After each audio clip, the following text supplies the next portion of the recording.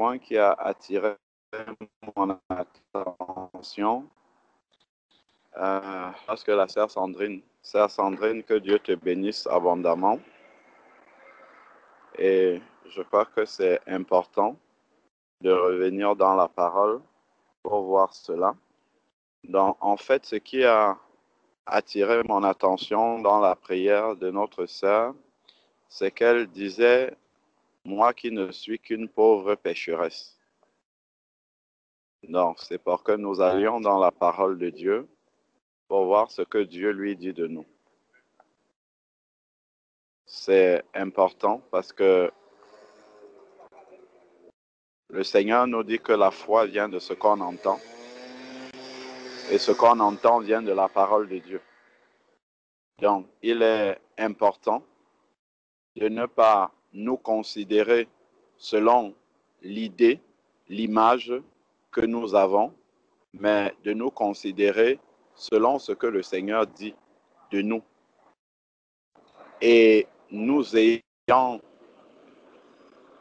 considéré tel que le Seigneur lui dit que nous sommes, nous allons par l'Esprit de Dieu commencer à marcher selon ce que le Seigneur dit et non la manière dont nous nous voyons dans notre pensée. Parce que si nous pensons que nous sommes des pauvres pécheurs, alors nous allons pécher sans arrêt, nous allons pécher, tomber, nous relever, pécher, tomber, nous relever. Parce que c'est dans ça que nous aurons mis notre foi, parce que c'est ce que nous confessons de notre bouche. Parce que ce que tu confesses de ta bouche, c'est ça que tu vas vivre. Par contre, si tu prends par la foi ce que le Seigneur dit qu'il a fait de toi, c'est dans cela que tu marcheras aussi. Parce que l'Esprit de Dieu te donnera la force de manifester ce que Dieu a déjà déclaré que tu es par l'Esprit. Parce que c'est ce qu'il a fait lorsque nous sommes nés de nouveau. C'est important de considérer ça. C'est vraiment capital pour un enfant de Dieu. Sinon, il va finir sa vie en disant toujours « je suis un pauvre pécheur ». Déjà, au moment de notre nouvelle naissance, Dieu nous donne son esprit. Selon Jean 16, verset 8, le Saint-Esprit a été donné pour nous convaincre de péché, de justice et de jugement. 1 Jean chapitre 3, verset 9 dit « Celui qui est né de Dieu ne pratique plus le péché ». Donc, si Dieu dit ça, c'est parce qu'il nous a donné la capacité de ne plus pratiquer le péché. Et le verset continue en disant « Parce que la semence de Dieu habite en lui et il ne peut pratiquer le péché. » Donc, Dieu a déposé sa semence en nous, qui est sa parole, gardée par son esprit qui nous convainc de péché, afin justement que nous ne soyons plus des pauvres pécheurs comme ceux qui sont dans le monde. Celui qui est dans le monde n'a pas la semence de Dieu et encore moins son esprit, parce que c'est écrit dans Jean 14 que le Saint-Esprit est l'esprit de vérité que le monde ne peut recevoir. Dans le monde ne pas le Saint-Esprit et donc lutter contre le péché. Par contre, Dieu nous a donné une arme de destruction massive contre le péché, c'est le Saint-Esprit qui habite et qui nous prévient du péché avant que nous ne soyons, nous ne soyons, avant que nous ne tombions. Il nous prévient afin que nous puissions ne pas tomber, ce que le monde n'a pas. Donc le monde peut se considérer comme pauvre pécheur, mais nous avons reçu la grâce de ne plus marcher dans le péché. Nous avons reçu la grâce d'avoir la victoire sur le péché. Comme nous dit Romains chapitre 6, nous sommes morts au péché. Mort au péché, ça veut dire que le péché ne règne plus en nous. C'est ce qui est écrit dans la parole de Dieu. Le péché mortel ne doit plus régner en nous. Si le Seigneur dit ça, ça veut dire qu'il a fait ce qu'il faut pour que le péché ne règne plus en nous. Donc, nous ne pouvons pas être des pauvres pécheurs. Parce que pauvre, quand on dit que, quand quelqu'un fait par exemple quelque chose, on dit « oh, la pauvre », c'est-à-dire que c'est une victime. Quand on dit « la pauvre », ça veut dire que voilà une victime dont elle n'a rien pu faire et elle ne peut rien contre la situation qui lui arrive. Donc, un pauvre pécheur, c'est un païen parce qu'il n'a aucune arme. Il est démuni contre le péché et il ne peut que pratiquer le péché.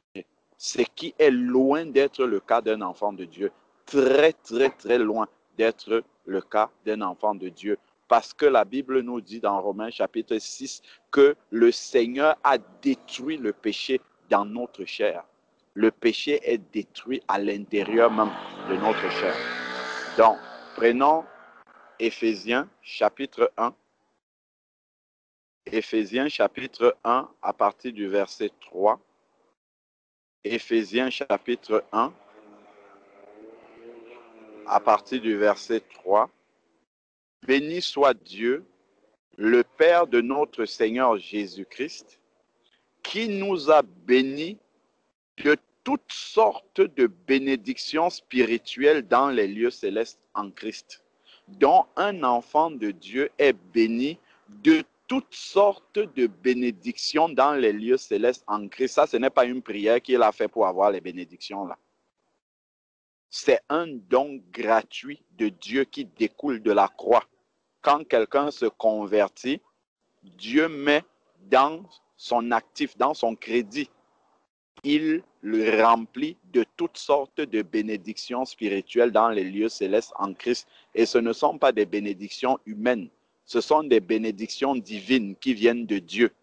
Donc, étant avec toutes ces bénédictions spirituelles, toutes sortes de bénédictions, nous ne pouvons pas être des pauvres, ce n'est pas possible. Nous ne parlons pas selon les choses matérielles de ce monde, nous parlons selon les choses spirituelles d'en haut. Nous ne pouvons pas être des pauvres pécheurs.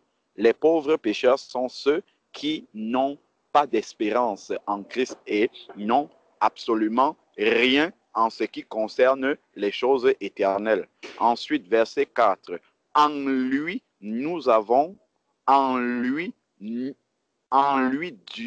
nous a élus avant la fondation du monde pour que nous soyons saints et irrépréhensibles devant lui. Voilà ce que Dieu a fait. Il nous a élus pour que nous soyons saints et irrépréhensibles devant lui à cause ou grâce au Saint-Esprit de Dieu qui habite en nous. C'est pour ça qu'on nous appelle des saints et non pas des pécheurs. On dit les saints qui sont dans la maison d'un tel. Saluez les saints de Lyon. Saluez les saints de Dakar. On ne dit pas saluer les pauvres pécheurs de Dakar. Si on dit saluer les pauvres pécheurs de Dakar, c'est que nous sommes en train de dire à notre sœur Hortense d'aller saluer les païens qui sont dans sa ville. Mais quand on parle des enfants de Dieu, on dit salue les saints qui sont avec toi. Donc, ce ne sont pas des pauvres pécheurs. Donc, pour que nous soyons saints et irrépréhensibles devant lui, nous ayant prédestinés dans son amour à être enfants d'adoption de Jésus-Christ. Jésus-Christ est un grand roi rempli de toute forme de richesse. Ses enfants ne peuvent pas être pauvres spirituellement. Ils ne peuvent pas être des pauvres pécheurs. Non, parce que c'est un grand roi, le roi des rois, qui est riche en bonté et toute forme de richesse spirituelle qu'il nous a donné selon le verset 3. Selon le bon plaisir de sa volonté, verset 6, à la louange de la gloire de sa grâce qu'il nous a accordée en son bien-aimé. Verset 7. En lui, nous avons la rédemption par son sang, la rémission des péchés. Regardons ce qui est écrit, selon la richesse de sa grâce. Selon la richesse de sa grâce que Dieu a répandu abondamment, pas un peu. Donc, nous ne sommes pas pauvres spirituellement pour être des pauvres pécheurs, mais Dieu a répandu la rémission des péchés selon l'abondance de sa grâce. Il a répandu abondamment sur nous, toute espèce de sagesse, pas une certaine sagesse, toute espèce de sagesse et d'intelligence. Même l'intelligence. Quand quelqu'un va dire, ah, moi je suis un pauvre vaurien, comme les gens du monde disent, je n'ai jamais réussi en rien du tout. Un enfant de Dieu ne doit pas confesser ça. C'est écrit dans la parole de Dieu. C'est de l'incrédulité en fait par rapport à ce que Dieu a fait. Il dit qu'il nous a donné toute espèce de sagesse et d'intelligence. un enfant de Dieu qui est né de nouveau, qui a l'esprit de Dieu, ça ne dépend pas de l'intérieur, il a bac plus 19, ça dépend simplement de l'esprit de Dieu qui habite en lui. Donc, s'il écoute l'esprit de Dieu, donc sa prière ne doit pas être que Dieu le rende intelligent, parce que Dieu l'a déjà fait. Sa prière doit être que Dieu dispose ses oreilles spirituelles pour qu'il entende et qu'il comprenne l'esprit de Dieu lui parler. Parce que s'il entend et comprend l'esprit de Dieu lui parler, il va manifester la sagesse et l'intelligence que Dieu lui a déjà donnée. Si nous manquons souvent de sagesse, si nous manquons souvent d'intelligence, dans quelque domaine que ce soit, c'est parce que nous sommes distraits et nous n'écoutons pas l'Esprit de Dieu nous parler. Nous n'entendons pas. Nous faisons encore comme si l'Esprit de Dieu n'habitait pas en nous. Donc, il dit qu'il a répandu sur nous, non pas un peu seulement, mais abondamment toute espèce de sagesse et d'intelligence. Ça, ce sont des paroles que nous devons prendre par la foi, méditer dessus, prier afin que ça fasse grandir notre foi et que nous voyons cela se manifester de manière concrète dans nos vies pratiques de tous les jours. Verset 9. Éphésiens chapitre 1, verset 9. Nous faisons connaître le mystère de sa volonté selon le bienveillant dessein qu'il a formé lui-même. Dieu ne peut pas faire connaître le mystère de sa volonté, Christ. Il ne peut pas faire connaître le mystère de sa volonté à des pauvres pécheurs. Parce que les pauvres pécheurs n'ont pas la nature de Dieu. Dieu nous a rendus participants à sa nature en nous accordant la sainteté par son Saint-Esprit qui habite en nous. C'est pour cette raison-là qu'il peut nous révéler sa volonté. Et sa volonté, elle est bonne, agréable et parfaite et elle est sainte. Et cette volonté-là ne peut pas être révélée à des pauvres pécheurs. Cela n'est pas possible. Ensuite, maintenant, verset 10, pour mettre à exécution lorsque les temps seraient accomplis, pour le mettre à exécution lorsque les temps seraient accomplis, de réunir toutes choses en Christ, celles qui sont dans les cieux et celles qui sont sur la terre. Verset 11, en lui, nous sommes devenus héritiers, en Jésus-Christ, ayant été prédestinés suivant la résolution de celui qui opère toutes choses d'après le conseil de sa volonté, afin que nous servions à la louange de sa gloire, nous qui d'avance avons espéré en Christ. Verset 13. Tout ce qui nous est dit en lui nous avons, ça fait partie de l'héritage, la richesse abondante de l'héritage que nous avons en Christ. Donc nous ne pouvons pas être des pauvres pécheurs. En lui, vous aussi, après avoir entendu la parole de vérité, l'évangile de votre salut, en lui, vous avez cru et vous avez été scellés du Saint-Esprit, donc de la nature sainte, pas de la nature de péché, du Saint-Esprit. On a été scellés par ça. C'est comme, comment dire, quand on dit qu'on a scellé un paquet, c'est-à-dire qu'on a entouré, on a enfermé le paquet là à l'intérieur d'un emballage. Donc, le Saint-Esprit nous a emballés. En fait, nous sommes scellés dedans. Donc, c'est ce que la parole de Dieu nous dit, lequel est le gage de notre héritage pour la rédemption de ce que Dieu s'est acquis à la louange de sa gloire. Verset 15.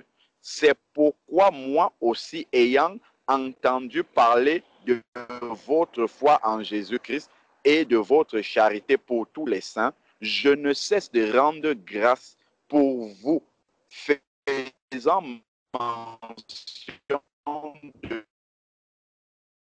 de vous dans votre Seigneur Jésus-Christ, le Père de gloire, vous donne un esprit de sagesse, de révélation et de connaissance, et qu'il illumine les yeux de notre cœur. C'est ça notre problème. C'est parce que nos yeux spirituels sont fermés sur ce que Dieu a fait pour nous. C'est pour cette raison-là que nous nous voyons comme des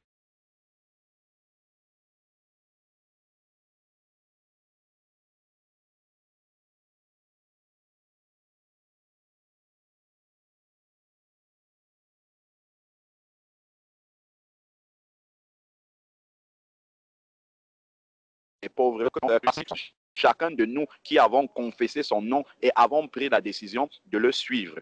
Que vraiment le Seigneur nous fasse cette grâce-là. que nous ne puissions plus nous voir comme nous étions avant, ou voir parce que nous avons chuté un jour. Qu'il illumine, verset 18, les yeux de votre cœur pour que vous sachiez, que nous sachions cela. Quelle est l'espérance qui s'attache à son appel? Donc, quand tu viens en Christ, quand nous venons en Christ, nous devenons un enfant de Dieu. C'est un appel. Nous disons qu'il y a beaucoup d'appelés et peu d'élus. C'est un appel que nous avons reçu de la part de Dieu et nous avons dit oui à cet appel-là. C'est pour ça qu'on nous appelle des élus, parce que nous avons dit oui à l'appel de Dieu. Et dans cet appel-là, il y a une espérance qui s'attache. Quelle est la richesse de la gloire de son héritage? Donc, c'est un héritage rempli de richesses spirituelles que nous avons reçu de Dieu, dont nous ne pouvons pas être des pauvres pécheurs. Qu'il réserve aux saints. Donc, il y a un héritage qui nous est réservé et qui est déjà cet héritage-là à notre actif dans les lieux célestes, comme nous avons lu au verset 3. Et quelle est envers nous qui croyons, je crois que c'est le cas pour nous tous, l'infinie grandeur de sa puissance. Pour nous qui croyons, il y a l'infinie grandeur de la puissance de Dieu se manifeste avec efficacité par la vertu de sa force. Verset 20.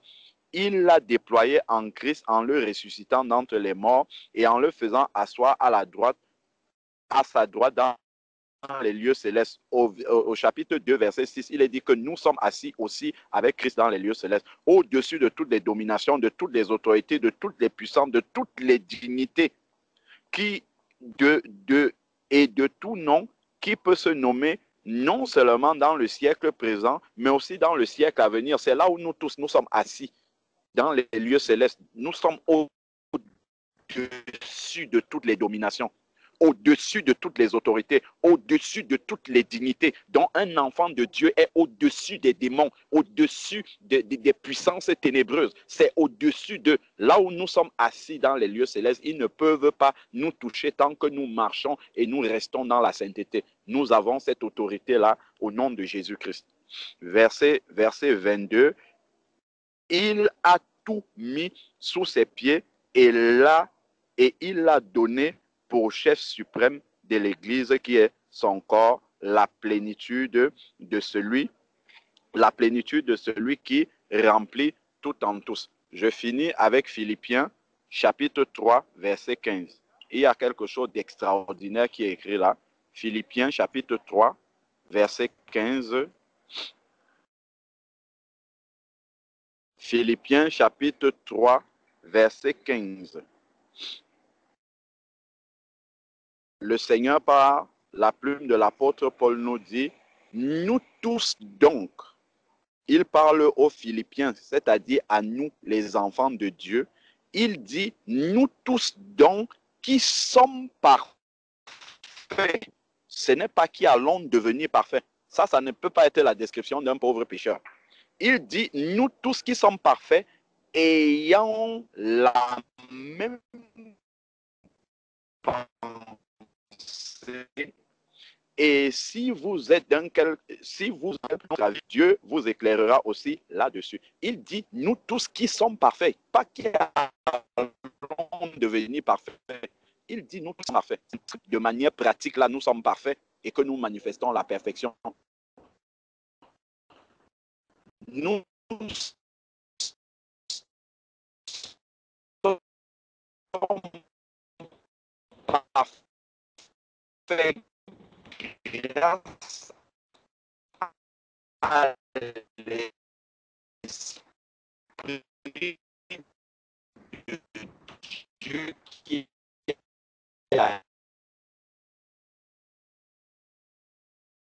habite en nous et qui Frère, on ne te suit pas. parfait. On ne te suit pas. On ne te suit pas.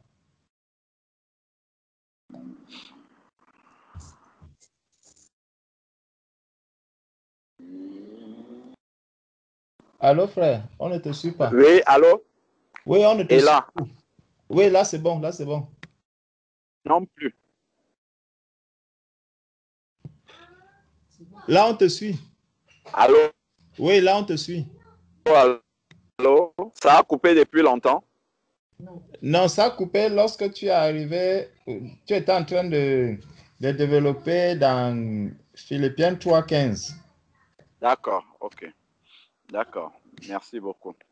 Donc, je disais que ici, nous tous qui sommes parfaits, donc la perfection, nous l'avons déjà spirituellement. C'est par l'Esprit de Dieu qui habite en nous. C'est pour cette raison-là que Dieu dit que nous sommes parfaits. C'est ce qui est écrit dans la Bible. Ce n'est pas moi qui ai inventé. C'est écrit, nous tous qui sommes parfaits. Cette perfection spirituelle-là, elle est déjà vraie. Selon Éphésiens chapitre 4, verset 20, il nous a recréés à la perfection parce qu'il nous a créés à son image. Recréé, je parle de la nouvelle naissance, je ne parle pas de la naissance charnelle. Il nous a recréés à son image. Et cette image-là, elle est parfaite. Et c'est comme cela que nous devons nous voir. Parce que Dieu dit que c'est comme ça que nous sommes. Et maintenant, demeurer au pied du Seigneur pour manifester cela pratiquement.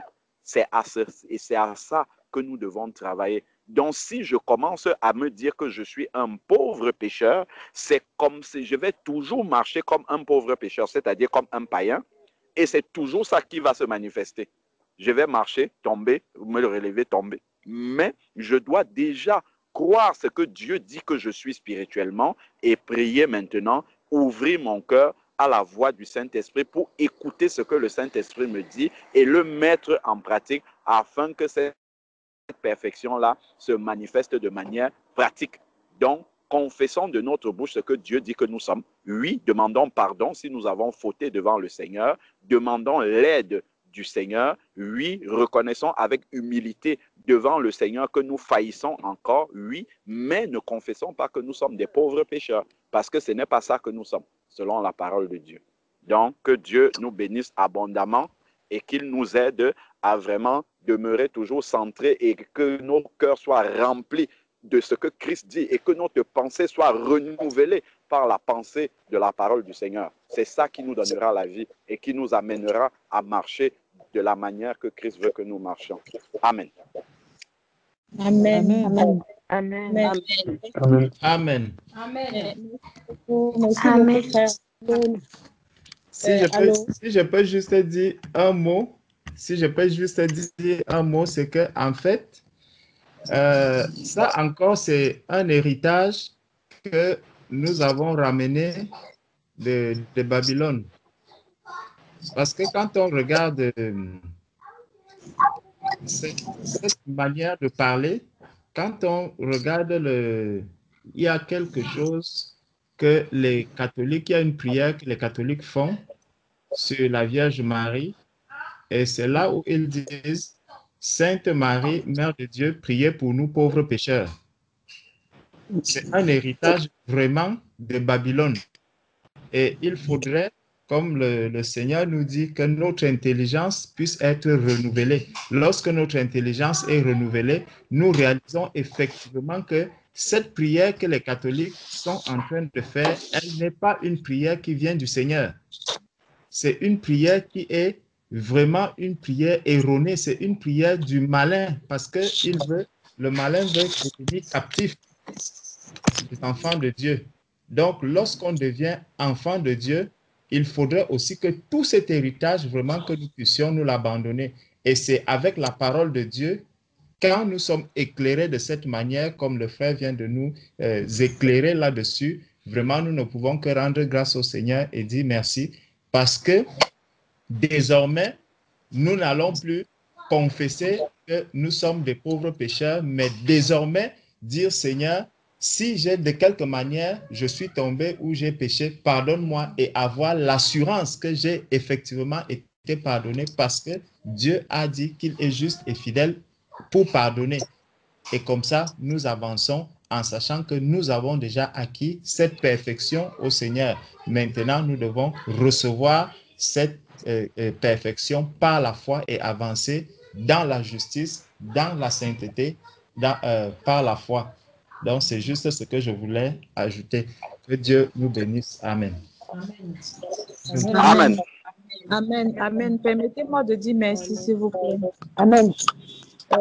Je veux bien dire merci au Frère Frère Patrick, tu as touché quelque chose qui me taraude depuis quelques jours quand tu as parlé du fait que si nous continuons à penser tout au fond de nous que nous sommes de pauvres pécheurs, nous allons continuer à tomber, à nous relever, à vivre une vie de limitation. Vraiment, je te remercie. Je remercie aussi le frère Georges. Et vraiment, merci encore pour cette édification. Que le Seigneur soit glorifié. Amen, amen, amen.